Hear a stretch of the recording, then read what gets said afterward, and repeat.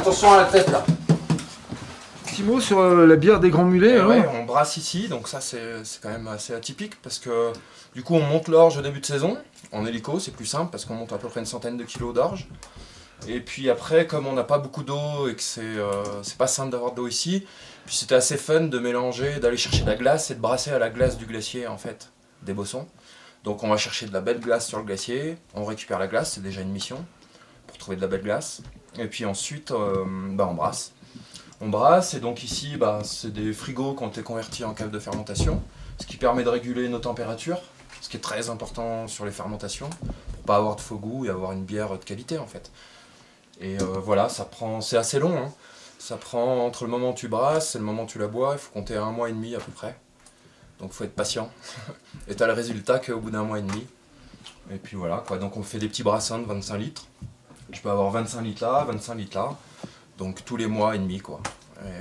Et voilà, après on apprécie, on déguste. Et du coup, le brassage, ça se passe comment? Donc tu mélanges l'orge avec la glace, hein. Avec ouais, de l'eau. Il y a différents stades, différents processus. Il y a l'empâtage. Donc on met de l'orge dans de l'eau. On fait des paliers de température très précis pour dégager les sucres, sortir les sucres de l'orge.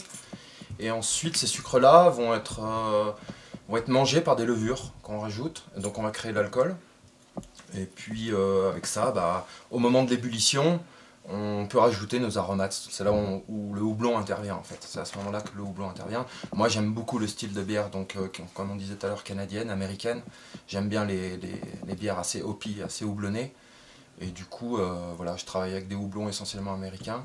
Beaucoup en dry hopping, donc c'est des houblonnages accrus. Que pendant la fermentation, je houblonne encore afin de garder beaucoup d'arômes. Tu vas déguster, tu vas voir, il y a beaucoup d'arômes sur ces bières, très fruitées.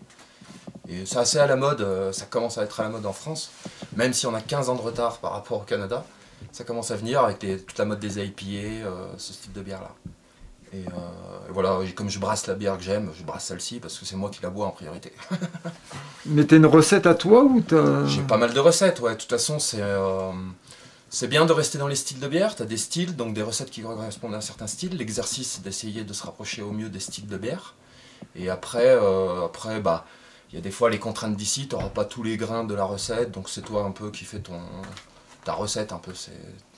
On expérimente aussi beaucoup en fait. Déjà la glace, c'est une expérimentation parce qu'il n'y a pas de sels minéraux dans la glace. Donc au début, ça a été notre problème, on brassait à 100% avec la glace. Et en fait, on avait des problèmes de tenue de mousse et de bulles qui étaient aléatoires. Donc des fois, on avait des brassins qui étaient ratés. Et ça, on a mis un moment à s'en apercevoir. En se renseignant à droite à gauche, peu de gens brassent à la glace, donc on n'avait pas toujours les infos. Mais après, on a découvert que ça venait de là. Donc maintenant, j'ai tendance à mélanger d'autres sources que je monte aussi en hélico au début de saison, de ma source chez moi. Donc on mélange source et glace. Et maintenant, j'ai quelque chose de beaucoup plus régulier et de moins raté parce que c'est toujours chiant de rater une bière 1 mois et demi après l'avoir faite, quoi, tu vois. Donc on progresse. Et elle a un nom? Pas encore tout le monde demande, mais ça me paraît si simple de l'appeler la bière des Grands Mulets pour l'instant, ça reste comme ça, quoi, c'est la bière des Grands Mulets, quoi. Mais ça me dépasse un peu, tu vois, parce que on a posté 2-3 trucs sur Facebook en montrant notre bière parce qu'on en était fiers. Puis du coup ça dépassait les frontières, j'ai des fois des Allemands, ils arrivent là, en allemand ils te demandent la bière des Grands Mulets, donc ça a tendance à me dépasser un peu. Donc à développer, hein, moi ça me plairait vraiment de développer ce concept, parce que c'est quand même assez atypique et original, quoi. Et puis moi je me fais vraiment plaisir à faire ça, c'est vraiment une partie de plaisir, quoi. C'est une grosse satisfaction quand tu arrives 1 mois et demi après que tu as une bière qui te plaît, quoi, vraiment. Donc à développer. En fait on a une brune et on a une blonde, les deux sont travaillés sur les houblons, dans le style American Pale Ale. Celle-ci, et puis pareil, c'est dans le même style American Pale Ale, en brune en fait. Donc la couleur, c'est juste avec les maltes qu'on apporte la couleur, et après je les travaille un peu de la même manière au niveau des houblons, quoi. Toujours comme j'ai expliqué tout à l'heure, houblonnage à froid, pour avoir ce côté très aromatique, et surtout light. Moi j'aime bien en boire beaucoup de la bière. Donc quand tu as une bière à 4, à 5, là il y a une grosse mode sur les bières session, par exemple, tu as des bières à 2, 2,5, 3. Et c'est pas facile de faire une bière qui est très bonne en ayant peu d'alcool dedans parce que tu as peu de corps. Et du coup c'est un défi qui est assez intéressant d'avoir des bières légères et bonnes aussi à la fois, et goûteuses. Et du coup, moi j'ai travaillé plutôt sur les houblons, mais après tu peux travailler sur tes paliers de température, il y a des tas d'astuces.